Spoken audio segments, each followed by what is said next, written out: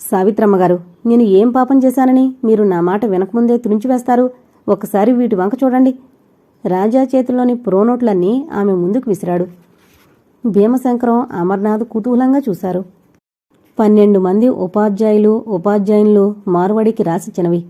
ప్రతివారు 2000 అప్పు తీసుకున్నట్లు, 5% వడ్డీ నెల ఒక్కింటికి ఇస్తామని సంవత్సరం లోపున ఇవ్వలేకపోతే చట్టప్రకారం ముందుకు పోవచ్చునని ఉంది. అందులో విపరీతమేమిటో వాళ్ళకు అర్థం కాలేదు కదూ. హరిశ్చంద్ర, ఆయన శ్రీమతి గారు కలిసి ఉపాధ్యాయులను బెదిరించి ఉద్యోగాలు ఓడతాయని మరేదో కారణం చెప్పి వాళ్ల చేత ప్రోనోట్లు రాయించి అప్పు తీసుకుంది వాళ్ళు అన్నాడు చురుగ్గా. వాళ్లు నోళ్లు వెళ్లబెట్టి చూస్తుండగానే మార్వడితో పాటు ధనుంజయ, మరికొందరు ఉపాధ్యాయులు, రాధాదేవి హెడ్ మిస్ట్రెస్గా పనిచేసే బడిలో లేడీ టీచర్ వచ్చారు. నా ఇంక్రిమెంట్లు ఆగిపోయాయని భయపెడితే ఈ ప్రోనోటుపై సంతకం పెట్టానండి. అక్కడికి అన్నాను 100 రూపాయలైతే ఖర్చులకిస్తానని. ఓ ఉపాధ్యాయుని కంటతడి పెట్టుకుంది. 10 ఏళ్ల బట్టి పల్లెలు తిరిగి ఇప్పుడే హైదరాబాద్కు వచ్చానండి. ట్రాన్స్ఫర్ అవుతుందని భయపెడితే సహాయం చేయమని బ్రతిమాలితే మా వారితో చెప్పి ఆపించి వేస్తాను, ప్రోనోట్ రాసి అప్పిప్పిస్తే నేనే తీర్చుకుంటానని అన్నదండి రాధాదేవి. ఇలా నా నెత్తికి చుట్టుకుంటుందని తెలీదు. మరో స్త్రీ అచ్చం ఆడతనం ప్రదర్శిస్తూ నెత్తి నోరు బాదుకుంది. సావిత్రమ్మగారు మిమ్మల్ని తీసేయమని చెప్పారండి అని మమ్మల్ని బెదిరించారు, మరో అతను చెప్పాడు. సావిత్రమ్మగారు, ఎప్పటికైనా అర్థమైందా? ఒక్క అరాచకమా? మీలాంటి వారు ప్రభుత్వ ప్రతినిధులు ముఖస్థుతికి లొంగిపోయి మిన్నకుంటున్నారు. 15 మంది షెడ్యూల్ కులాల వారుంటే 150 మందికి స్కాలర్షిప్ వస్తుంది. ఆయన ఇంట్లో పార్టీ అయితే అప్పైనా చేసి అందరూ అధరులు పట్టుకెళ్ళాలి. రాజా, అన్నీ నాకు తెలుసు. ఉపాధ్యాయులకు జీతాలిచ్చే నిధులు నిక్షేపాలు లేవు. సావిత్రమ్మ ఆంతర్యం పూర్తిగా అర్థమైంది రాజాకు. మరి ప్రభుత్వం ఇచ్చే గ్రాంట్లు ఏమైనట్టు? రాజా విసుగ్గా అమరవంక చూశాడు. అమర్ ఏదీ పట్టించుకోడు. పట్టించుకుంటే ఆవేశంతో అంతు తేలుస్తానంటాడు. సామరస్యంగా పరిష్కరించుకోవడం తెలీదు. అదంతా నీకు అనవసరం. సావిత్రమ్మ షటప్ అన్నంత తీవ్రంగా అంది. అక్కయ్య, నాకు అవసరం. ఆలవాల్లో ఉన్న 4 ఎకరాలు ఫ్లాట్లు చేసి అమ్మడం తెలుసా నీకు? అమ్మడానికి హరిశ్చంద్ర ఎవరు? ఈసారి అమర్ అడిగాడు. ఓ, అయితే రాజా నిన్ను నిశ్చింతగా నిద్రపోనివ్వడన్నమాట. సరే, చెబుతాను విను. నాన్నగారి హయాంలోనే అవి నాకు రాస్తానంటే వద్దన్నాను. నాది వాడిదనే భేదం ఎందుకనుకున్నాను. భేదబుద్ధితో నువ్వు నిలదీస్తావని తెలీదు. అమర్ ఆవేశంగా కోపంగా చిందులు వేయడం తప్పితే అసలు పాయింట్ వదిలేశాడు. అమర్, ఏంట్రా ఇదంతా? రాజా చికాగ్గా చూశాడు. అవునక్క, నీది నాది అనే భేదం లేకుండా డబ్బు ఆస్తి హారతి కర్పూరం అయింది. పర్వాలేదు. ఒక్కొక్క ఫ్లాటుకు 10 మంది కొనుగోలుదారుల దగ్గర అడ్వాన్స్ తీసుకున్నాడు ఈ లోఫర్. అది మన మంచి కోసమా, నా పెళ్లికా, లేక శ్రీలక్ష్మి కోసమా? వెటకారంగా హేళనగా అడిగాడు. సావిత్రమ్మ ముఖం తెల్లగా పాలిపోయింది. అప్పుడే దర్జాగా టీవీగా హరిశ్చంద్ర వచ్చాడు. భీమశంకరానికి గుండె దడ తగ్గింది. హరిశ్చంద్ర వెనక ఎన్ని గంతులు వేసినా ఆయన్ను చూస్తేనే నోరు మూస్తారందరూ. ఏంటో రమ్మన్నారట? అతను అందరి వంక చూశాడు. అవును, వీటికి అర్థం ఏంటని అడగడానికి. కాగితాలు అతని ముందుకు చాచాడు అమర్. హరిశ్చంద్ర ముఖం ఒక నిమిషం వెలవలపోయినా మరుక్షణమే తేరుకున్నాడు. అది నా స్వవిషయం mister Amarnath. Mind your own business. ఈ బాస్టర్డ్ మాటలు విన్నామంటే బాగుపడ్డట్టే. అతని మాట పూర్తి కాకముందే హరిశ్చంద్ర చెంపలు పగిలిపోయాయి. వెళ్లి గోడకు పడ్డాడు. అమర్! రాజా వెళ్లి అతన్ని పట్టుకున్నాడు. ఆగరా, ఎవరు బాస్టర్డ్ అయింది తేలుస్తాను. అమర్ గింజుకున్నాడు. రాజా పొట్టు వదలలేదు. భీమశంకరం వెళ్లి హరిశ్చంద్రను లేపాడు. అతను ఒక్క మాట అనలేదు. సావిత్రం వైపు చూశాడు. ఆవిడ 2 చేతుల్లో మొహం కప్పుకుని లోపలికి వెళ్ళిపోయింది. డామిట్, అక్రమాలు అన్యాయాలు చేయడం జన్మహక్కైపోయింది. పళ్ళు పటపటా కొరికాడు. హరిశ్చంద్ర ఓ పేపర్ తీసుకుని తన రాజీనామా రాసిచ్చాడు. ఐసే గెటౌట్. 4 రోజుల్లో ఎవరి డబ్బు వాళ్లకు కట్టి పురోనోట్లు రద్దు చేస్తే సరే, లేకపోతే పిడికిళ్లు బిగించాడు. హరిశ్చంద్ర వెనక్కు తిరిగాడు. బిక్కుబిక్కుమంటూ చూస్తున్న ఉపాధ్యాయులు ఉలిక్కిపడ్డారు. అతనంటే వారందరికీ సింహస్వప్నం. అందుకే అతన్ని ఎదిరించేవారంటే చిత్రంగా కనిపించింది. వాళ్లు ఆశ్చర్యంగా చూశారు. అతనికి హేళనగా వెకిరంతగా అనిపించింది. చరచరా వెళ్ళిపోయాడు. అతను వెళ్ళాక రాజా వదిలాడు. అమర్, ఇలాంటి విషయాల్లో తొందర తగదురా. అతను చతురుడు. కాలికి వేస్తే మెడకు, మెడకు వేస్తే కాలికి బంధాలు వేస్తాడు. నిదానంగా పరిష్కరించుకోవాలి. నిదానం? Go to hell. మన దేశంలో ప్రతివాడుకున్న రోగం. అమర్, అది కాదురా నా ప్రశ్న. నిప్పుతో. Stop it. ఆ నిప్పు మీద నీళ్లవుతాను. అయ్యా రాజా, నీ కళ్ళు చల్లబడ్డాయా? నీ మనసు శాంతించిందా? వాణ్ణి రచ్చగొట్టి తమాషా చూస్తున్నావా? అపర కాళికాదేవిలా వచ్చింది సావిత్రి. అక్క, వాడేం చేశాడు? హరిశ్చంద్ర చేసిన అక్రమాలు నా దృష్టికి తెచ్చాడు, అది తప్ప? అయ్యో అమర్, నీకెలా చెప్పాలరా? ఆమె కుమిలి కుమిలి ఏడ్చింది. అక్కడ ఉండడం ఏమాత్రం మంచిది కాదన్నట్టు ఉపాధ్యాయ బృందం వెళ్ళిపోయారు. అమర్ పైకి వెళితే రాజా అనుసరించాడు. గంగును పిలిచి టీ తెమ్మని చెప్పాడు. టీ తాగాక ఇద్దరూ శాంతించారు. రాజా, ఓ మంచి హెడ్ మాస్టర్ని చూడు. చూడడం ఏమిట్రా? పత్రికలో ప్రకటనిస్తే ఒకరిని పిలిస్తే 10 మంది వస్తారు. నిన్నంతా కనిపించలేదేం? నువ్వు వస్తే ఏదైనా బహుమతి తీసుకుని శిల్ప ఇంటికి వెళదాం అనుకున్నాను అన్నాడు అమర్. శిల్ప పేరు ఉచ్చరిస్తుంటే ముఖం ఉజ్వలంగా వెలిగిపోయింది. రాజా తలదించుకున్నాడు. అమర్ కోపం, ఆవేశం మచ్చుక్కైనా లేవు. నిన్న నీ పెళ్లి రాయబారానికి వెళ్ళాను. థ్యాంక్ యూ అన్నాడు రాజా భుజం చరిచి. నువ్వు కోరాక రెండో ఆలోచనకు తావెక్కడిది నవ్వాడు. ఆ నవ్వును పరిశీలిస్తే అమర్కు రాజా ఆంతర్యం అర్థమయ్యేది. కానీ ఆనందంతో అతని మతి పోయింది. సో నైస్ ఆఫ్ యూ, ధన్యవాదాలు. వాళ్ళమ్మతో ఈ విషయం చెప్పావా? ఆమె ఆనందంగా అంగీకరించింది. అమర్ లాంటి అల్లుడంటే మాటలా మరి? కొయ్ చెప్పలేదని అనుకునేవు. శ్రీలక్ష్మి వివాహం ముందు మనిద్దరిది ఒకసారే, నీ రాణితో చెప్పు. రాజా మాట్లాడలేదు. అతని కళ్ల ముందు రోషంగా దీనంగా చూసే శిల్పరూపం మెదిలింది. అతని కళ్ళు చెమర్చాయి. రాజా, ఏమైందిరా? ఏం లేదు. నువ్వు రాణి విషయం ఎత్తితే. ఏమైంది రాణికి? కంగారుగా అడిగాడు. ఆ విషయం మర్చిపో. నేను మరిచిపోవాలని ప్రయత్నిస్తున్నాను. నీతో పాటు నాకు వివాహం ఏమిట్రా? నువ్వు సెటిల్ అయిన వాడవు అన్నాడు. అమరకేం అర్థం కాలేదు. అసలేం జరిగిందిరా? ఆ అమ్మాయి మోసం చేసిందా? లేదురా, నేనే ఆ అమ్మాయిని మోసం చేశాను. డ్యామిట్, సరిగ్గా చెప్పు. వాళ్ళు సంబంధాలు చూస్తున్నారా? ఆలోచించాను. ఆ వచ్చిన సంబంధం అన్ని విధాలా అనుకూలమైంది. షటప్ ఈడియట్, ఆ మాట అనడానికి నోరెలా వచ్చింది? వెళ్ళి సెటిల్ చేసుకురా. Sorry Amar, that is past అన్నాడు రాజా. అమర్ ఆ విషయం ఎత్తబోతే వారించాడు.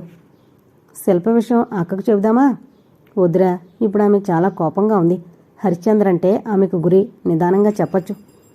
ఆ అమ్మాయితో కాఫీ తాగితే, కాఫీకి ఇన్వైట్ చేస్తే అన్నాడు కుతూహలంగా. అలాగే, అన్ని ఏర్పాట్లు నేను చేస్తాను. స్నేహితుని భుజం తట్టాడు. అతను మెల్లగా బయటకొచ్చాడు. అతనికి హరిశ్చంద్ర గురించే దిగులుగా ఉంది. హరిశ్చంద్ర స్వభావం అరిచే కుక్కది కాదు, కరిచే కుక్కది. అమర తొందరపాటు మనిషి. అతనికి కాస్త నిదానంగా చెప్పాల్సింది అనుకున్నాడు. అతని హృదయంలో సుడిగుండం సృష్టించిన బాధ తరంగాలు శాంతించాయి. బాబుగారి రుణం తీర్చుకుంటున్నానన్న తృప్తితో ప్రశాంతపడింది అతని హృదయం. శిల్ప హృదయ సంపదను అంచనా వేయలేని అవివేకి కాకపోయినా అమర్ ఆరాధన, ఆప్యాయతతో అన్నీ మరిచిపోతుందని భావించాడు. 2 జేబుల్లో చేతులు పెట్టుకుని ముందుకు సాగాడు. ఆ రోజు ఇంట్లో ఎప్పటి ప్రశాంతత నెలకొంది. సావిత్రమ్మ సంతోషంగా ఉంటే స్వయంగా కూతురికి జడవేస్తుంది. శ్రీలక్ష్మి తల్లి బిగించి జడవేస్తుంటే గునుస్తోంది. కాస్త వదులుగా వెయ్యమ్మా. ముఖం మీద వెంట్రుకలు పడుతుంటే బాగుంటుందా వెర్రిపిల్లవు? మురిపెంగా ఒకటి ముట్టింది. అమర్ అదే మంచి అదను అనుకుని నెమ్మదిగా కిందకి దిగొచ్చాడు. అక్కయ్య, నా తలదువ్వే అన్నాడు గారంగా. దువ్విన రోజు దువ్వాను, తొడపాసం పెట్టాను. ఇప్పుడు నువ్వు వింటావా? ఒత్తేను జుట్టేమో పేలు పడేసుకొచ్చేవాడివి. పకపక నవ్వింది శ్రీలక్ష్మి. మామయ్య తల్లో పేలు. పమిట నోటికి అడ్డం పెట్టుకుంది. ఆహా, తమరేం నవ్వనక్కర్లేదు. శ్రీలక్ష్మి గారికి పేల మూలంగా ఎన్నిసార్లు కేసముండనం గావించామక్కయ్యా. పో మావయ్య. శ్రీలక్ష్మి లేచి అమర్ జుట్టంతా చిందరవందర చేసింది. అమ్మయ్య, రక్షించావే. జుట్టు పట్టి వంగదీసి 4 గంటిస్తావేమో అనుకున్నాను అన్నాడు. వెళ్ళు, కాలేజీకి టైం అయింది. శ్రీలక్ష్మి స్నానానికి వెళ్ళిపోయింది. అక్కయ్య, నేను అమ్మాయిని సెలెక్ట్ చేసుకున్నాను, నువ్వు ఓకే చేస్తే అన్నాడు. ఆమె ముఖంలో మారే రంగులు చూసి పూర్తిగా చెప్పలేకపోయాడు. నా అనుమతి నీకు కావాలని అనుకోను. నీ విషయాలు ఓకే చేయవలసింది రాజా అంది నిష్ఠూరంగా. అక్కయ్య, నువ్వు రాజాను అర్థం చేసుకోలేదు అన్నాడు అసహనంగా, రాజా చెప్పిన హెచ్చరికలు గుర్తు చేసుకుంటూ. ఆమె మాట్లాడక టేబుల్పై ప్లేట్లు పెట్టి ఇడ్లీ చట్నీ సర్దింది. నిజమక్కయ్యా, వాడు మనం మేలు కోరేవాడే అనుకో. నేనిప్పుడిప్పుడే ఫారెన్ వెళ్లే ప్రసక్తి లేదు. ఉద్యోగాలకు అప్లై చేస్తున్నాను. సావిత్రమ్మ కుర్చీని గట్టిగా పట్టుకుంది. డబ్బు సంపాదనే ముఖ్యం అనుకునేవారు వెళ్ళాలి. ఇప్పుడుంది చూసుకోవడానికే సమయం లేదు. మరి శ్రీలక్ష్మిని చేసుకునే అబ్బాయికి అమెరికాలో ఉద్యోగం ఇప్పిస్తానన్నావు అంది. ఆమె గొంతులో ఏడుపు జరలు వినిపించాయి. ఆ విషయం నాకు వదిలేయక్కయ్యా. నాకు స్నేహితులు చాలామంది ఉన్నారు. ఆ అరేంజ్మెంట్స్ అన్నీ చేస్తాను. ఇంతకీ నువ్వు మెచ్చిన అమ్మాయి ఎవరు? శిల్ప నాట్యం చేసిందే. శిల్పనా? మనకు పరువు మర్యాద ఉన్నాయని నువ్వు మర్చిపోయావా? నేను మర్చిపోలేదు. అందం ఒకటే కాదు ముఖ్యం. డామిట్, నాకు నచ్చిన అమ్మాయి కాక పరువు ప్రతిష్టల కోసం మరో అమ్మాయిని చేసుకోవాలా? అక్క, ఒకటే విషయం చెప్పు. నా పెళ్లి కావడం నీకిష్టం ఉందా లేదా? అదే ప్రశ్న నేను అడుగుతున్నానురా. అసలు శ్రీలక్ష్మి వివాహం కావడం నీకిష్టం లేదు అంది నిష్ఠూరంగా. మ్యాచ్ చూశాంగా. ఆయన మేనకోడలను చేసుకునే దౌర్భాగ్యం వాళ్ళకేం పట్టలేదు. అక్కయ్య, శ్రీలక్ష్మి వివాహం అయ్యే వరకు నా వివాహ విషయం గోప్యంగా ఉంచుతాను చాలా. అసహనంగా చూశాడు. మమ్మల్ని ఇంట్లో నుండి వెళ్ళిపోమని ప్రత్యక్షంగా చెప్పలేక చేస్తున్న పనిది అంది. నువ్వు ఏమైనా అనుకో, ఏది సవ్యంగా చెప్తే అర్థం కాదు. ఇది నా నిర్ణయం. ఇప్పుడు అనిపిస్తోంది తల్లి తండ్రి లేకపోవడం ఎంతో దురదృష్టమోనని. It is my bad luck. చరచరా బయటికి వెళ్ళిపోయాడు. నీకెలా చెప్పనరా? 2 చేతుల్లో ముఖం దాచుకుని ఏడ్చింది సావిత్రమ్మ. శ్రీలక్ష్మి వచ్చి ఈ క్షణంలో తల్లిని పలకరించకూడదని భోజనం చేసి వెళ్ళిపోయింది. భీమశంకరం వచ్చాడు. కుర్చీలో శోకదేవతలా ఉన్న భార్యను చూశాడు. ఏమండి, ఇదిగో మిమ్మల్నే. ఏం జరిగింది అన్నాడు. ఆమె తలెత్తి ఒక్కసారి ఆయన వంక చొరచొరా చూసింది. అతను తలదించుకున్నాడు. నీ బావమరిది, నా ప్రియమైన తమ్ముడు గారు ఆ గిరిజమ్మ కూతురిని వివాహం చేసుకుంటాడట అంది రోషంగా. ఇంకేం, ఆనందించాల్సింది పోయి ఏడుస్తారేమండి? ఎట్టకేలకు వాడుకో అమ్మాయి నచ్చింది. కాలమే మారిపోయింది. ఆదిశక్తిలా లేచింది సావిత్రమ్మ. ఎన్ని కాలాలు మారినా మీరు మారరు కదూ. మేనరికం అంటూ గొంతు కోశారు. విరుచుకుపడిందామె. నేనేం చేశానండి? వాడు ఆయాగా మన దగ్గరున్న దాని బంధువులమ్మాయిని చేసుకుంటానంటే సై అంటారా? ఆమె కోపమంతా తన జుట్టు మీద చూపించి ముడివిప్పి మళ్లీ వేసుకుంది. ఆయాకు బంధువులు కావడమేనా వాళ్ళు చేసుకున్న పాపం? భీమశంకరం గారి ప్రశ్నకు తెల్లబోయింది. అంతేనా?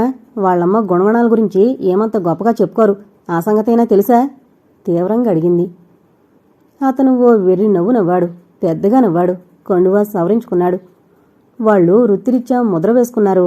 కానీ ఎంతమంది పెద్ద కుటుంబాల స్త్రీలు ఇలా దిగజారిపోవడం లేదు? చాటుమాటు శృంగారాలు నడపడం లేదండి? అతని ప్రశ్నకు తెల్లబోయింది. జవాబు ఇవ్వలేనట్టు చూస్తూ నిల్చుండిపోయింది. వేషానికి సమావేశానికి సమన్వయం కుదిరిచే భీమశంకరమా? సంతాన సభకి సంతాప సభకి భేదం తెలియని భర్త. 1000 ఫ్యాన్లు బుర్రలో గిరున హోరు పెడుతూ తిరగసాగాయి. అలాగే కుర్చీలో కూర్చుండిపోయింది. ఇదిగో చూడండి, ఏనాడు మిమ్మల్ని ఏమీ అనలేదు. అమర్నాథ్ వివాహ విషయంలో మీ జోక్యము హరిశ్చంద్ర సలహా అనవసరం అన్నాడు ఖచ్చితంగా. ఆశ్చర్యం నుండి తేరుకొని తను చూస్తోంది భర్తేనా అన్నట్టు గుడ్లప్పగించింది. నాకు మరో కోరిక కూడా ఉండేది. రాజా బుద్ధిమంతుడు. నాలాంటి వాళ్ళందర్నీ అర్థం చేసుకునే సహృదయుడు. శ్రీలక్ష్మిని అతడికిచ్చి చేద్దామనుకున్నాను. నామకార్థం తండ్రిని నా మాట చెల్లదని ఊరుకున్నాను అన్నాడు. ఆ మాట అనేటప్పుడు అతని గొంతు వణికింది. ఆమె ఇంకా ఆశ్చర్యం నుండి తేరుకోనట్టు స్తంభించినట్టు నిలబడిపోయింది. అమర్నాథ్ నా బావమరిది. అంటే మీ తమ్ముడని కాదు, మేనమామ కొడుకు. వాడి విషయంలో స్వతంత్రించి ఈ మాత్రం చెప్పగలవాణ్ణి అనుకున్నాను. ఆలోచించండి అని బయటికి వెళ్ళిపోయాడు. సావిత్రమ్మ ఈసారి భూమి తిరుగుతున్నట్టు అనిపించి అలాగే కూర్చుండిపోయింది. హరిశ్చంద్ర టీవీ దర్పం అన్నీ అట్టడుగుకు పోయాయి. అతని భార్య రాధాదేవిని ప్రభుత్వ పాఠశాలలో నుంచి సస్పెండ్ చేశారు. కేసు పెడతానని చిందులు వేస్తోంది. హరిశ్చంద్ర ఆలోచిస్తూ నిలబడ్డాడు. మాట్లాడేవండి, ఆ సావిత్రమ్మ నా స్నేహితురాలని తెగ మురిసిపోయారు. రాధా, ఈ మన వేషం తాత్కాలికమైంది. ఈ హరిశ్చంద్రతో తగాదా పెట్టుకున్న వాళ్ళెవరూ బాగుపడలేదు. పడరు. బీ పేషెంట్ అన్నాడు నిశ్చింతగా. అతను సిగరెట్ వెలిగించుకున్నాడు. పసిపిల్ల తాయారొచ్చింది. ఏంటి తాయారు? కిరాణా కొట్టు గోవింద్ వచ్చాడమ్మా. ఓ మై గాడ్, అతనికి దాదాపు 2000 ఇవ్వాలి. రాధాదేవి చేతులు నులుముకుంది. తాయారు, వెళ్ళు. అయ్యగారు విద్యాశాఖ మంత్రి వెంట ఢిల్లీ వెళ్లారు. రాగానే ఇస్తారని చెప్పు అన్నాడు. తాయారు ఏదో అనబోయి అతని గంభీరమైన ముఖం చూసి ఊరుకుంది. కిందికెళ్ళింది. రాధాదేవి కిటికీ దగ్గరకు వెళ్ళింది. బండబూదులు తుడుతూ వెళ్ళిపోయాడు గోవిందు. రాధా, నీ జాబ్ నీకు కావాలి కదూ? ఏం మీ జేబులో ఉన్నట్టు మాట్లాడుతున్నారేం? సాయంత్రం వరకు మన ఇంట్లో ఉంటుంది అన్నాడు. ఈ లోపలే ఫోన్ మోగింది. Hello, Harichandra here. బెనారస్ బండార్ వారా? మా రాధ 5000 రూపాయల బట్టలు తెచ్చిందా? నాకు తెలీదే. తెలీదంటారేంటండి? మీరు వేసుకున్న ప్యాంటు, ఈ బెడ్ స్ప్రెడ్. రాధ కంగారుగా అంది. చేత్తో అభయహస్తం ఇచ్చినట్టు నివారించాడు. మాకేమంత ఖర్చుంది? రాధ ఒట్టి బోళా మనిషి. ఎవరికి పించిందో అడుగుతానుండండి. లేదు, ఫైనాన్స్ మినిస్టర్ గారింట్లో పార్టీ అంటే వెళ్ళింది. బాగా ఫ్రెండ్సు. రికమెండేషన్ ఏంటయ్యా, చేయిపట్టి రాపించేద్దాం. అలాగే ఫోన్ పెట్టేశాడు హరిశ్చంద్ర. రాధా, బనారస్ బండారు సేటుగారు వస్తారు, డబ్బు ముట్టినట్టు రసీదిస్తారు. అతని బిల్లు ఏదో ఫైనాన్స్లో ఉందట, వారం రోజుల్లో బయటకు వస్తుందని చెప్పు. సిగరెట్టు గట్టిగా పీల్చాడు. అసలు ఆ మంత్రితో పరిచయం లేందే. రాధా, ఎన్నాళ్ళు నా వైఫ్గా ఉండి మంచి చెడు అర్థం చేసుకోకపోతే ఎలా? నవ్వాడు ఆమె బొగ్గ మీద చిటికి వేసి. రాధాదేవి అయోమయంగా చూసింది. అతను సిగరెట్ యాస్ట్రేలో పడేసి అద్దం ముందుకు వెళ్ళి క్రాఫ్ దువ్వుకుని ముఖానికి పౌడర్ పట్టించి కాస్త సెంటు స్ప్రే చేసుకున్నాడు. రాత్రికి కోడి బిర్యానీ తయారు చేయి. నేను మొన్న బెంగళూరు నుండి తెచ్చిన మెరూన్ జార్జెట్ చీర కట్టుకుని తయారవు, ఓకే? అతను మేడదిగి వెళ్ళిపోయాడు. ఎలా బయటపడతానో అనుకుంటూ క్యాలెండర్లో ఉన్న వెంకటేశ్వరునికి మొక్కింది. ఆయన చిదంబరంగా నవ్వినట్టు అనుభూతి చెందిందామె. మీలాంటి వారిని కనికరించకపోతే నాకు గడిచేదెలా? వడ్డీ కాసులు చెల్లించేది ఎలా అన్నట్టున్నాయి వెంకటేశ్వరుని చూపులు. రాధాదేవి త్వరగా తాయారును పంపి ఓ కోడి తెప్పించి బిర్యానీ వండింది. ఫ్రూట్ సలాడ్ చేసింది. 4 బీర్ బాటిల్స్ తెప్పించి ఫ్రిడ్జ్లో పెట్టింది. సమయం చూసింది. 7 గంటలు దాటింది. త్వరగా స్నానం చేసి ముస్తాబైంది. మెరూన్ చీరలో తన శరీరమే తనకు అందంగా కనిపించింది. మల్లెలు తురుముకుంటుండగానే హరిశ్చంద్ర డిఈఓ గారు దిగారు ఆయన జీపులో. రండి సార్, సోఫా చూపించాడు. డిఈఓ గారు తెల్లమొహం వేశాడు. తను ఉన్నాడు ఎందుకు? ఓ మంచి ఇల్లైనా కట్టలేకపోయాడు. ఆ ఇంటి వైభవం, విదేశీ వస్తువులను చూస్తూ ఉండిపోయాడు. అందమైన క్రిస్టల్ గ్లాసుల్లో బీరు తెచ్చి అంతకంటే అందమైన చిరునవ్వుతో అతనికి అందించింది. హరిశ్చంద్ర కూడా తీసుకున్నాడు. డార్లింగ్, చిప్స్ అన్నాడు. ఆమె కావాలని జడ విసిరింది. అది ఆఫీసర్ గారి ముఖాన్ని తాకింది. Sorry sir. పర్వాలేదు అన్నాడు. అతని ఒళ్ళంతా పులకించిపోయింది. తన భార్య ఉంది ఎందుకు? సరుకుల లిస్టు, పిల్లలు చేసిన అల్లరి లిస్టు చెబుతుంది. ఇంత సరసంగా సరదాగా బీర్ సంగతి దేవుడెరుగు. మంచినీళ్ళైనా ఇస్తుందా అనుకున్నాడు బీర్ సిప్ చేస్తూ. హరిశ్చంద్ర చిన్నగా నవ్వి భార్య వైపు చూసి కళ్ళు చికిలించాడు. తీసుకోండి సార్. చిప్స్ బౌల్ ముందు పెట్టింది. అతను సుతారంగా తీసుకున్నాడు. ఓ గంట బీరు తాగుతూ గడిపారు. వడ్డించాను, రాధాదేవి చెప్పింది. ఇద్దరూ డైనింగ్ టేబుల్ దగ్గరకు వెళ్లారు. బిర్యానీ తిన్నారు. పెరుగు వేసుకుంటుండగా ఫోన్ మోగింది. తాయారు వైరు సాగదీసి ఫోన్ తెచ్చింది. Hello, Harishchandra here. వచ్చేస్తాను, ఒక్క 5 నిమిషాలు చాలు. ఫోన్ పెట్టేసి హడావిడిగా లేచాడు. రాధా, అర్జెంటుగా వెళ్ళాలి. సారీ, మీరు భోజనం చేసి కాసేపు విశ్రాంతి తీసుకోండి, నేనొచ్చేస్తాను. బైదవే, మీ జీపు పట్టుకెళ్తాను అన్నాడు. అప్పటికే అధికారికి బీర్, రాధాదేవి చిరునవ్వుల నిషా బాగా ఎక్కింది. షూర్, అది ఎదురుచూస్తుంది. 10 గంటలు దాటకుండా వచ్చాయి అన్నాడు. హరిశ్చంద్ర వెళ్ళిపోయాడు. తాయార్ను కిళ్ళి తెమ్మని పంపింది రాధాదేవి. సార్, మీరే నన్ను రక్షించాలి. అకస్మాత్తుగా అతని మోకాళ్లపై తల ఉంచి బౌరుమంది. లేవండి. ఆమె లేచి కళ్ళొత్తుకుంది. రండి సార్, మీరు ఇక్కడ బుక్తాయసం తీర్చుకుందిరుగాని. పడక గదిలోకి దారి చూపింది. అతను గదిలో అడుగుపెట్టి విశ్రాంతిగా చూశాడు. సరసుడైన పురుషుడి మతి పోగొట్టే చిత్రాలు, అగరొత్తుల పరిమళాలు మతి పోగొడుతున్నాయి. వెళ్ళి డన్లప్ పొరుపు మీద నడుం వాల్చాడు. ఆ మాత్రం ఆనందం శోభనం రాత్రి కూడా అనుభవించలేదు. చీకటి కొట్టులాంటి గదిలో పొరుపు పరిచి కాసిన్ని పాలు పంపారు.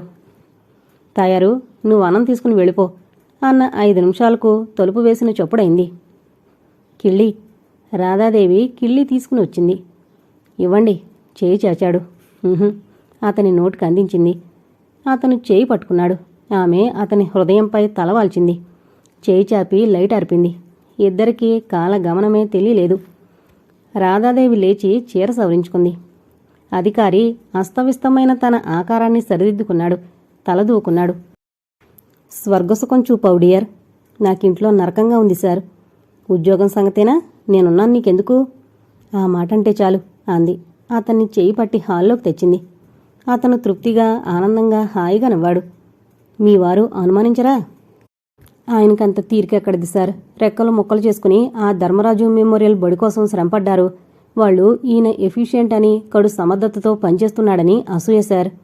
ఆమె చెప్పుకుపోతోంది. అది నమ్మశక్యం కాందే. అయినా నమ్మక తప్పడం లేదు. అంత క్రితం రాధాదేవి అందించిన అమరసుఖం అబద్ధాలను నిజాలుగా నమ్మిస్తుంది. హలో, ఆలస్యం చేశానా సార్? తలుపు తీసుకునొచ్చాడు హరిశ్చంద్ర. అతని చేతిలో డబ్బా కెమెరా వేలాడుతోంది. పర్వాలేదు అన్నాడు ఇబ్బందిగా ఆ అధికారి. ఇది ఇన్స్టెంట్ కెమెరా సార్, 5 నిమిషాల్లో ఫోటో వచ్చేస్తుంది అన్నాడు. ఆహా అన్నాడు. కెమెరా విషయం ఎందుకో అర్థం కాలేదు. నేను వెళ్ళిరానా? లేచి చేయి చాపాడు. నా కెమెరా వర్క్ చూడరా సార్, నేను ఇంట్లోకి వచ్చేసరికి నాకు మంచి దృశ్యం కంటపడింది, ఫోటో లాగాను. అతను ఫోటో బయటకు తీశాడు. అధికారి కాళ్ళు వణకడం మొదలుపెట్టాయి. ఇదిగో సార్. ఫోటో అతని ముందుకు చాచాడు. అంతే, అతని కళ్ళు తిరిగిపోయాయి. విశాలమైన పరుపుపై అతని ఫోటో అతనికే వెగటు పుట్టిస్తోంది, నగ్నంగా. పక్కన అదే స్థితిలో రాధాదేవి. మీకేం భయం లేదు సార్, పురుషుడు భ్రమరం లాంటివాడు, కనిపించిన పుష్పంపై వాల్తూనే ఉంటాడు అన్నాడు. నువ్వు బయటికి వెళ్ళలేదా? ఆ మాట మింగుతూ అడిగాడు. వెళ్ళొచ్చాను. హరిశ్చంద్ర ముఖం మీద చిరునవ్వు చూసేసరికి ఆయనకి మతిపోయింది. తనను కావాలనే ఆహ్వానించి అనుకునే భార్యాభర్తలాడిన నాటకమని తేలిపోయింది. రాధాదేవి, రేపొచ్చి ఆర్డర్స్ తీసుకోండి. అతను చరచరా వెళ్ళిపోయాడు. హరిశ్చంద్ర పకపకా నవ్వాడు. ఎలుక బోన్లో పడింది రోయ్. ఒట్టి నాటు రకం, ఒళ్ళంతా విరుచుకుంది. ఏ రకమో 5-6 గంటల్లో తేలిపోవాలి అన్నాడు ఆలోచిస్తూ. ఆమె అలసటగా వెళ్ళి పడుకుంది. డార్లింగ్, కాసేపు ఆ టేపు పెట్టి వింటాను అంది. అతను టేప్ ఆన్ చేశాడు. ఒకప్పుడు పదవులు సుస్థిరం చేసుకోవడానికి, పైవారిని ప్రసన్నులను చేసుకోవడానికి అప్సరసలంటూ అందరికీ చెందినవారిని కొందరు స్త్రీలను కేటాయించేవారు. నేడు అది లేదు. తమ స్వార్థ ప్రయోజనాల కోసం పురుషుడు తల్లి, చెల్లి, భార్య అందరినీ అంగడి బొమ్మలను చేసి తేరుకొని టేప్ రికార్డు రాపాడు. రాధా, ఎక్కడిది టేప్? వెదవది. మొన్న మినిస్టర్ వచ్చిన ఓ రోజు రచయిత్రి తగలాడిందిలే. ఆవిడ ఉపన్యాసం రికార్డు చేయమని గొడవ పెడితే అంది విసుగ్గా. ఈ పతితును పల్లెటూరుకు పంపాలి, అప్పుడు నీతులు మాని చేతల్లోకి దిగరు. పళ్ళు పటపటా కొరికాడు. ఆమె ఆవులిస్తూ కళ్ళు మూసుకుంది. శిల్ప, నిన్ను చూడగానే ఏమనిపించిందో తెలుసా? ఆమె గెడ్డం చూపుడు వేలుతో ఎత్తుతూ అన్నాడు అమర్నాథ్. తెలీదన్నట్లు తలాడించింది. జన్మ జన్మలకు నాదానివేననిపించింది. చిన్నగా నవ్వింది శిల్ప. నన్ను గురించి నీకేమనిపించిందో చెప్పు. తల ఎత్తి ఒక్కసారి అతని వంక చూసి తలదించుకుంది. వెళదామా అంది బయటికి చూస్తూ. అతను హుషారుగా ఈలవేసి నవ్వాడు. అందుకే మన అమ్మాయిలంటే ఇష్టం, ఇలా ఉండాలి అన్నాడు. ఇద్దరూ హోటల్ నుండి బయటకొచ్చారు. శ్రీలక్ష్మి వివాహానికి బట్టలు కావాలని అందరూ వచ్చారు. ఎంపికైపోయింది. వివాహానికి పూర్వమే తమ్ముడు కాబోయే మరదలకి అంత ప్రాముఖ్యం ఇవ్వడం నచ్చలేదు సావిత్రమ్మకు. అక్క, మేం కాస్త కాఫీ తాగొస్తాం అన్నాడు అమర్. ఆమె అన్నీ నాకు చెప్పి చేస్తున్నావా అన్నట్టు చూసింది. వాళ్ళు జీపులో వెళ్ళిపోయారు. తన ఫియట్లో శిల్ప అతను బయలుదేరారు. ఆమె దేనికి ఇష్ట అయిష్టాలు ప్రకటించడం లేదు. ప్రేమ నిరూపణకో పరీక్ష పెట్టాడు రాజేంద్ర. తను అతన్ని ఎంత ప్రేమిస్తుందో నిరూపించడానికి ఈ వివాహం అంగీకరించింది. ఆమెకు అమర్ ఆరాధన చూస్తుంటే మతిపోతోంది. భుజం మీద చేయి పడేసరికి ఉలిక్కిపడి చూసింది. నీకు చీరలొద్దా? ఉన్నాయి అంది తన గోళవంక చూసుకుంటూ. బ్యూటిఫుల్, అందుకే నీ గోళ్లు నువ్వే చూసుకుంటావు అన్నాడు కొంటిగా నవ్వుతూ. తలెత్తి అతని వంక చూసింది. ఇప్పుడైనా చెప్పు, నేను నీకు నచ్చానా? ముఖం తిప్పుకుంది. ఈరోజు చూడలేదని తప్పించుకుంటే ఊరుకోను అన్నాడు. చిన్నగా నవ్వింది అతని తీరుకు. వెనక నుండి బొయ్ బొయ్యమని హార్న్ ఇచ్చారు. డామిట్. కారు స్టార్ట్ చేశాడు. ఈసారి గట్టిగానే నవ్వింది. నా ప్రశ్నకు జవాబు దొరికింది. యు లైక్ మీ? ఆమె చెయ్యి నొక్కి వదిలాడు. గాఢంగా నిట్టూర్చింది. ఆమె వద్దన్నా అతను వినలేదు. తెల్ల బెనారస్ బూటీల చీర కొన్నాడు. పెళ్లిరోజు ఇదే కట్టుకోవాలి అన్నాడు. ఇద్దరూ ఇంటికొచ్చేసరికి లక్ష్మీభవన్ కలరింగ్ అయిపోయింది. వాళ్లకు కూలిస్తున్నాడు రాజేంద్ర. దాదాపు ఉదయం వస్తే సాయంత్రం వరకు ఇక్కడే ఉండిపోవాల్సి వస్తోంది. రాజా శిల్పలు ఇద్దరికీ ఇబ్బందిగానే ఉంది. రాజా, కాఫీ తాగుదామా అన్నాడు. పద, వస్తున్నాను. ఇంట్లోకి వెళ్లారు. శిల్ప ముఖం గంటు పెట్టుకుంది. ఇప్పుడే హోటల్లో కాఫీ తాగాం అంది. మన కోసం కాదు, మనం తాగమంటే రాజా తాగడు. వాడికి తనంటూ ఉన్నానని గుర్తుండదు అన్నాడు అమర్. పళ్ళు కొరికింది శిల్ప. శిల్ప, ఐ లవ్ యూ, కానీ రాజాను అంతకంటే ఎక్కువ అభిమానిస్తాను. మీ అమ్మ మాటల వల్ల వాడి పట్ల చిన్నచూపు అలవరుచుకుంటే అది మరిచిపో అతను గంభీరంగా చెప్పాడు. ఆమెకు దుఃఖం పొంగుకునొచ్చింది. అంతకంటే నేను ఎక్కువ అభిమానిస్తానని ఎలా చెప్పగలదు? కళ్లమంట నీరు జలజలా రాలింది. Oh my god, you are a delicate damn. కరిగిపోతూ వచ్చి కన్నీరొత్తాడు. రాజా రావడంతో దూరం జరిగాడు. అతని వెనకే కాఫీ వచ్చింది. శ్రీలక్ష్మి రావడంతో ఘనీభవించిన వాతావరణం తేలికైంది. మాటలు కలిశాయి.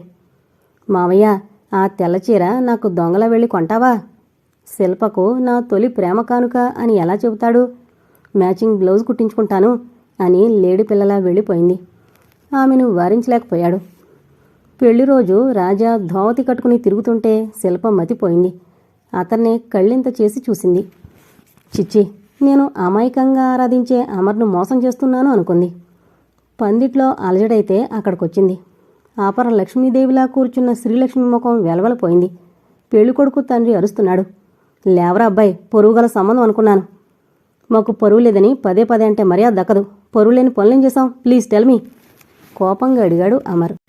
ఓహో, అయితే ఇలా రండి. అతను పందిరికి దూరంగా వెళుతుంటే అమర్ అనుసరించాడు. అతను అరచేయి వెడల్పున్న 2 ఫోటోలు అతని చేతిలో పెట్టాడు. వాటి వంక చూడలేనట్టు జుగుప్స కలిగిస్తుంటే కళ్ళు మూసుకున్నాడు అమర్. మరుక్షణమే వాటిని లాక్కుని చించి ముక్కలు చేశాడు. వాటిని చించినంత మాత్రాన నిజం దాగదు అమర్నాథ్. హేళనగా నవ్వి అతను కొడుకును బంధువులను తీసుకుని వెళ్ళిపోయాడు. అందరికీ విషయమేంటో చెప్పలేదు. అదే అతను చేసిన పుణ్యం. కన్యాదానం చేయడానికనొచ్చిన సావిత్రమ్మ కూడా తెల్లబోయింది. ఏంటమర్, ఏం జరిగింది? ఏం జరగాలో అనబోయి ఆమె ముఖం వంక చూసి మాటలు ఆపేశాడు. నిజం విని భరించగలదా? చీకట్లో తప్పు చేసి చీకట్లోనే దాచిపెట్టాలనుకుంటారు. అది బయటకొస్తే జీవితం చీకటమయం అనుకుంటారు. ఆ కోవకు చెందింది సావిత్రమ్మ. మాట్లాడవేంరా? ఆమె ముఖం వెలవెలబోయింది. ఏం లేదక్క, ఏం లేదు. కట్నం డబ్బు సరిపోలేదట. నేను కులంగాని వారితో సంబంధం కలుపుకున్నానట. అమర్, అబద్ధం, అంతా అబద్ధం. నిజం నాకు తెలుసు. ఆ తాచుపాము కాటేసింది. రాజా పిడికిళ్ళు బిగించాడు. రాజా! అది పిలుపు కాదు, గర్జింపు. అక్క, మొదట లక్ష్మిని ఇంట్లోకి తీసుకువెళ్ళండి అన్నాడు అక్కడే ఉన్న శిల్పవంక చూస్తూ. ఆమె శ్రీలక్ష్మిని లేపి ఇంట్లోకి నడిపించుకుపోయింది. తల పట్టుకుని పడిపోబోతున్న సావిత్రమ్మను రాజా పట్టుకున్నాడు. కళకళ్లాడుతున్న పెళ్లిపందిరి వెలవెలబోతూ గంటసేపట్లో శ్మశాన వాటికలా నిశ్శబ్దంగా ఒక్క సావిత్రమ్మ వెక్కిళ్ళు మాత్రమే వినవస్తున్నాయి. ఒకరినొకరు పలకరించుకోలేనట్లుగా తిరుగుతున్నారు. బంగారు, మనకు చెప్పడం లేదు గాని ఏవో ఫోటోలు చూపాడట అల్లుడిగారికి. నీకైతేనే చెబుతాడు. గుసగుసగా ఆరా తీయమన్నట్టు చెప్పింది గిరిజమ్మ. శిల్ప తల్లివంక కళ్ళెంత చేసి చూసింది. అలా చూస్తావేమే? మీ ఆయన అమాయకుడు. ఆ సావిత్రమ్మ గ్రంథసాంగురాలే. ఆ భీమశంకరం గారికే మడికట్టుకుందనుకోవడం పొరపాటు అంది. ఆమెకో తృప్తుంది. తన గురించి రకరకాలుగా అనుకుంటారు. తను పెద్ద కుటుంబంలోని స్త్రీ ఏం కాదు. ఈ గొప్పవారి గోత్రాలు తమ చేతుల్లో పెట్టుకోకపోతే ఎందుకు? శిల్ప మరో రకంగా ఆలోచిస్తోంది. బంధువులైనా అవసరం వస్తే రాబందుల్లా పీక్కు తింటారు అనుకుంది. ఆమె మెట్లు లెక్కబెడుతున్నట్టు ఒక్కొక్క మెట్టే ఎక్కింది. అమర్ మంచంలో పడి కళ్ళు మూసుకున్నాడు. అతని చేయి నిమురుతూ రాజా కూర్చున్నాడు. పలకరించే సాహసం లేక మేడ దిగొచ్చింది. శ్రీలక్ష్మిని ఒడిలో పెట్టుకుని ఏడుస్తోంది సావిత్రమ్మ. భీమశంకరం గారు మంచం కోడు పట్టుకుని నిల్చున్నాడు. వివాహానికొచ్చిన బంధువులంతా జట్లు జట్లుగా చేరి ముచ్చట్లాడుకుంటున్నారు. గిరిజమ్మ తను తప్పితే ఎవరూ లేరన్నట్టు ఫోజు పెట్టి నోటితో మాట్లాడుతూ నొసటితో వెకిరించినట్టు సానుభూతి చూపుతోంది. దీర్ఘంగా నిశ్వసించింది. మళ్లీ పైకి వెళ్ళింది. ఒక్క క్షణం అనిపించింది, ఈ బాదర్బందీ అంతా ఎందుకు? అమరతో నిజం చెప్పేసి ఎటైనా వెళదామని. రాజా చూపులు చూసి ఆగిపోయింది. అమర్ను ఓదార్చు అన్నట్టున్నాయా చూపులు. రాజా చెవులు రెక్కబొడిచి విన్నట్టు విన్నాడు. చిరపరిచిత కంఠం. గబగబా కిందకి దిగారు. సావిత్రమ్మ గారు. అద్దాల మేడలో ఉండేవారెవరూ ఇతరులపై రాళ్లు రువ్వరు. హరిశ్చంద్ర గొంతది. రాజా అణువణువు భగ్గుమంది. హరిశ్చంద్ర గారు, ఆ డైలాగు ఏదో పాత సినిమాలోంది అని అతని రెక్కపట్టి ఆఫీసు గదిలోకి లాక్కొచ్చాడు. చెప్పు, శ్రీలక్ష్మి నీకేం అపకారం చేసింది? ఆ ఫోటోలో నెగిటివ్లు ఇవ్వడానికి ఎంత డబ్బు కావాలి? హరిశ్చంద్ర విషపు నవ్వు నవ్వాడు. మాట్లాడండి. కోపంగా అనబోయినా బయటివారికి వినపడుతుంది అన్నట్టు నిదానంగా చెప్పాడు. తెలివిలేని దద్దం అనుకున్నాను. కరెక్ట్గా ఊహించావు. నిర్లక్ష్యంగా సిగరెట్ వెలిగించాడు. మీ కాంప్లిమెంట్స్ అక్కర్లేదు. అసలు విషయానికి రండి. మొదట నాకు క్షమార్పణ చెబుతూ మీ అమర్ వార్తాపత్రికలో ఓ స్టేట్మెంట్ ఇవ్వాలి. పళ్ళు కొరుక్కున్నాడు. నా జాబ్ నాకు రావాలి. దర్జాగా సిగరెట్ పీల్చాడు. ఆ తర్వాత ఏ బడిలో నన్ను మీ స్నేహితుడు అవమానించాడో అక్కడే నా సేవలకు సన్మానం జరపాలి. అక్కడే సన్మానం జరపాలి కదూ? జరుపుతాను పద అంది. రాజా కాదు, అమర్. అంత పర్సనాలిటీ గల హరిశ్చంద్ర జుట్టు పట్టుకుని ఈడ్చి బయటకు నెట్టాడు. రాజా హరిశ్చంద్రను బయటికి తీసుకురాగానే ఏదో రహస్య సమాలోచన జరుగుతుందని గ్రహించిన శిల్ప తల్లితో పాటు స్త్రీలనంతా వెనకవైపు వేసిన పందిళ్ల వైపు తీసుకువెళ్ళింది. అందరూ అక్కడ భోజనాలు చేస్తున్నారు. ఆకలితో ఉన్న మగవారు లేచారు. బయట జరిగే గల్లంతు ఎవరూ వినలేదు. రాజా వారిస్తున్నా అమర్ వినకుండా ఆవేశంతో వీధి పొడవున హరిశ్చంద్రను ఈడ్చుకుని ధర్మరాజా మెమోరియల్ బడికి తీసుకువెళ్ళాడు. డ్యామిట్, సన్మానం కావాలి కదా, సన్మానం! ఎడాపెడా వాయించేశాడు. అమర్, ఆవేశం పనికిరాదు, విడిపించాడు రాజా. రాజా, ఈ స్టూపిడ్, నీకు బుద్ధి జ్ఞానం ఉందా? జీవితాలతో ఆడుకునే వీడిని ప్రాణాలతో వదలడం కూడా పాపమే. వగరుస్తూ చెమటలు తుడుచుకున్నాడు. హరిశ్చంద్ర అంతటి మనిషి మూతి కట్టి విసిరికొట్టిన బస్తాలా పడిపోయాడు. అతను చుట్టూ చూశాడు. అక్కడున్న ఉపాధ్యాయులు, పిల్లలు నిలబడిపోయారు. వాళ్లంతా టెన్షన్లో నిలబడ్డారే తప్ప ఏం జరుగుతుంది, ఎందుకు జరుగుతుంది అన్న ధ్యాస లేదు. హరిశ్చంద్రకు మాత్రం మైసభలో పరాభవింపబడిన దుర్యోధనుడు గుర్తుకొచ్చాడు. తలెత్తి చూశాడు. ఒరే, శ్రీలక్ష్మి జీవితంతో ఆడుకుంటాననే కదూ ఆ అక్కయ్యను బ్లాక్మెయిల్ చేసింది. నీ ఇష్టం వచ్చింది చేసుకోరా, వార్తాపత్రికల్లో వచ్చి వేయించుకో. బలవంతంగా రాజా బయటికి లాక్కొచ్చాడు. అమర్, అన్ని వేళలా ఆవేశం పనికిరాదురా. నువ్వు అదే మాట అంటావట్రా, కోపంగా అన్నాడు. నువ్వు చేసింది అసమంజసం అని అనడం లేదురా. న్యాయం, ధర్మం అన్నీ అన్యాయానికి బానిసలయ్యాయి. మనిషి అంతటి దుర్మార్గుడైనా వ్యక్తిగా వాడుకో అభిమానం ఉంటుందిరా. 10 మందిలో అవమానం సహించలేడు. ఏడ్చాడు.